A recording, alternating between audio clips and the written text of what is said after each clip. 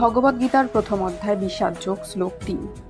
হে আচার্য, পাণ্ডবদের মহান সৈন্যবল দর্শন করুন, যা আপনার অত্যন্ত বুদ্ধিমান শিষ্য দ্রুপদের পুত্র অত্যন্ত দক্ষতার সঙ্গে ব্যূহের আকারে রচনা করেছেন।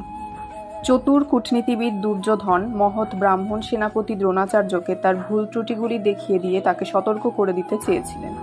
পঞ্চপাণ্ডবের পত্নী দ্রৌপদীর পিতা দ্রুপদরাজের সঙ্গে দ্রোণাচার্যের কিছু রাজনৈতিক মনোমালিন্য ছিল। এই মনোমালিন্যের ফলে দ্রুপদ এক যজ্ঞের অনুষ্ঠান করেন এবং এই যজ্ঞের ফলে তিনি বর লাভ করেন যে তিনি এক পুত্র লাভ করবেন, যে দ্রোণাচার্যকে হত্যা করতে সক্ষম হবে।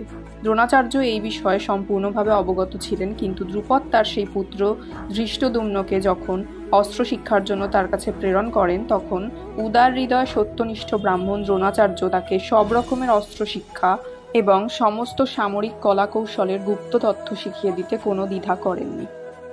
এখন কুরুক্ষেত্রের যুদ্ধক্ষেত্রে ধৃষ্টদ্যুম্ন পাণ্ডবদের পক্ষে যোগদান করেন এবং পাণ্ডবদের সৈন্যসজ্জা তিনি পরিচালনা করেন।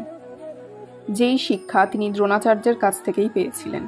দ্রোণাচার্যের এই ত্রুটির কথা দুর্যোধন তাকে স্মরণ করিয়ে দিলেন, যাতে তিনি পূর্ণ সতর্কতা ও অনমনীয় দৃঢ়তার সঙ্গে যুদ্ধ করেন।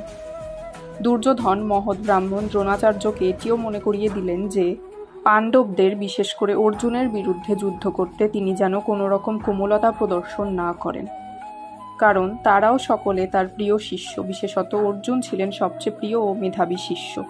দুর্যোধন সতর্ক করে দিতে চেয়েছিলেন যে এই ধরনের কোমলতা প্রকাশ পেলে যুদ্ধে অবধারিতভাবে পরাজয় হবে।